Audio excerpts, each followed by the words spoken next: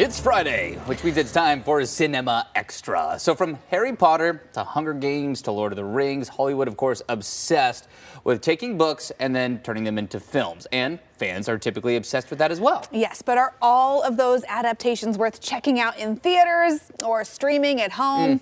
Or is the movie version gonna let those book lovers down? Well, that's where our resident movie buff, Emma Jerome, joins us in studio because she is also an avid reader. So this morning we're talking the best book to movie picks. Good morning, Emma. Yes, good morning, best and worst. You might not be able to tell by looking at me, but I can and do read.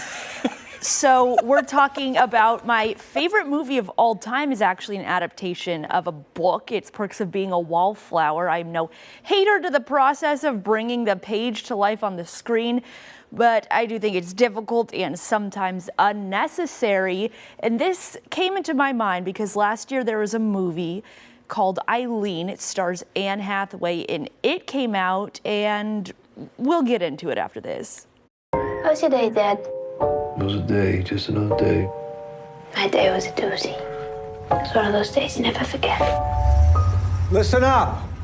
This young lady is our new prison psychologist. She may be easy on the eyes, but I assure you, she is very smart. I'm Rebecca. I know. But this trailer was awesome. I was so excited for this movie. I watched it and the entire thing fell flat. It's described as a psychological thriller about a young woman who works in a juvenile detention center, and she becomes infatuated with the new psychologist, but their relationship takes a dark turn. So I felt, first of all, no psychological stimulation, and I was far from thrilled. I was very bored during this movie, and it had so much potential, so I had to read the book to see where the director went wrong. Turns out they didn't. The book is astonishingly similar to the movie, which I find very impressive, but it turns out the book is just bad. Oh, no. It would make an okay 1 hour episode of like a crime drama, maybe. Okay. I would not recommend this book or movie, and I think other people, okay, while the book, some people do really like the book, the movie has like less than 5 out of 10 on Rotten Tomatoes, so I don't think. Well, thank you for alleviating my guilt of being behind on both the book and the movie for this one. So yeah, crossing both off the list. Yeah. I'm not a person who is going to finish a book or a movie just because I like started it, but I read this in less than a day, and I'll never get that day back. No. So, Well, I'm glad you read it somewhat quickly. yeah. Well, now we're talking about best book, worst movie. Sometimes a book is so good and the movie is so bad. This one I am enraged about still. The brothers Zeus, Poseidon, and Hades. The children of these gods were half human, half gods. Hey, Mom. I thought this school was supposed to make things better. Someday it'll all make sense. Percy Jackson, we need to talk.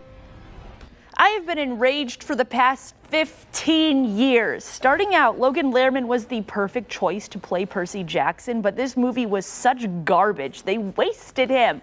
They left out so many key plot points that made the story move forward for 7 books, and they also released an equally as bad sequel and then just gave up. Disney Plus took up the series with the author of the books, and it was good, but, you know, I'm grown now, so I didn't really care to get into it. Okay, Yeah, so redemption through a series, but That's the a tough one. just I have not read or seen them, so I don't have a huge stake in that one. But that one does hurt when you have, like, especially one you read in childhood and just like, come on. I mean, it was my Harry Potter. You know, as a kid, I was obsessed with it. And then moving forward, there's also the case where the movie is better than the book. And in my opinion, that's the Hunger Games movies, specifically the newest one, The Ballad of Songbirds and Snakes. I have summoned you all here for the 10th annual reaping ceremony, in which we choose 2 children from each district to fight to the death in the Hunger Games. From District 12, Lucy Gray Baird. There has been a change this year. As a mentor, Mr. Snow, your role is to turn these children into spectacles, not survivors. This was mine, Kelly, and Emily's great movie pick of 2023 because it was so good. I loved the books growing up. The movies are better, so I'll take you back. I'm 15 years old. I asked my parents for a long bow and arrows for Christmas because I was obsessed with Katniss, a premature and foreboding clue into who I would become eventually. And I promptly got the bow and arrow taken away weeks later because my dad caught me shooting it straight up into the air. I didn't realize that was probably very dangerous, but no one got hurt. Okay. That's good. That's good. I agree with you, though, Emma. I think the Hunger Games movies are fantastic, and that's one of those stories that to see it come to life on the big screen, really cool. I've yet to read that series, and it's what I feel like I know the movies so well. I have a tough time going back and reading the books at this point, but maybe it's still worth to do. I would. I mean, I definitely would. And then this is just to wrap this all up. This is a book that is going to be getting the Netflix treatment. It is The 7 Husbands of Evelyn Hugo. I'm cautiously optimistic because with a title like this, why wouldn't you just make it clearly 7 episodes? If it's bad, I'll scream. This book is huge on Book Talk, TikTok for books. It was so good. It's like old Hollywood glamour, but there's like a twist, and it's like sexy and smart and funny and sad. All right. Okay. So what are your guys' favorite book to movie adaptations? I'm going to guess Emily's is like Lord of the Rings. Did you guess mine is Lord of the Rings? Yeah. Okay, fair. It is, and specifically because Peter Jackson fought for years to get this made as a trilogy. Originally, they told him you can have 1 3-hour movie for all 3 of these books. He said, absolutely not. And if you've read the books, you know, absolutely not. And so, you know, I know it's like, 11 hours of footage if you watch all of the extended versions, maybe more. But, so good. Yeah, so worth it. I fall in the same category now, too. And I didn't read the books for a long time, up until just a few years ago. I had, of course, seen the movies.